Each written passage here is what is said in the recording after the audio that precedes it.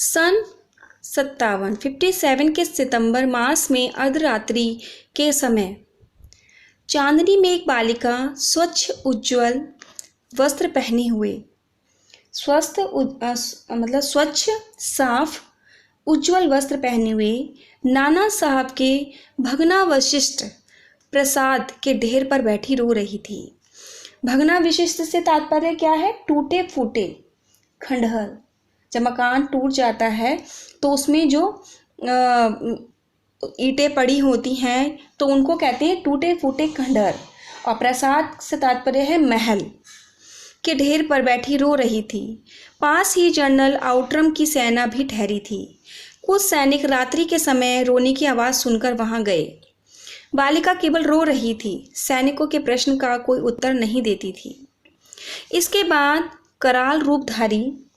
बाद कराल से तात्पर्य भयंकर रूपधारी जनरल आउट्रम भी वहां पहुंच गया। वह उसे तुरंत पहचान कर बोला, ओहो, ये नाना की लड़की मैना है। पर वह बालिका किसी ओर न देखती थी और न अपने चारों ओर सैनिकों को देखकर जरा भी डरी। जनरल आउट्रम ने आगे बढ़कर कहा, अंग्रेज सरकार की आज्ञा से मैंने तुम्हें गिरफ्तार किया है या मैंने तुम्हें बंदी बनाया है।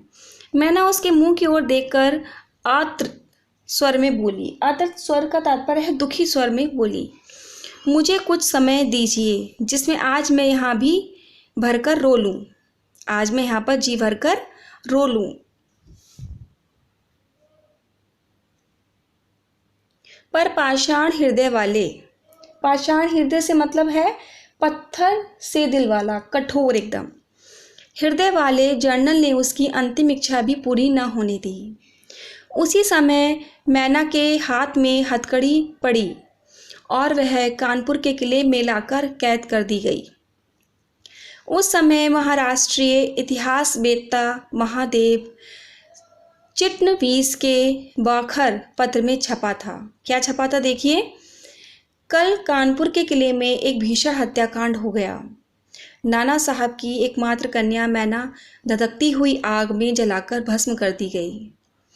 भीषण अग्नि में शांत और सरल मूर्ति उस अनुपम बालिका को जलती देख सबने उसे देवी समझकर प्रणाम किया। देखिए किस तरह से उनके उसमें पत्र में निकला। महाराष्ट्र के एक पत्र बाखर में समाचार पत्र छापा। कल की कानपुर के किले में नाना साहब की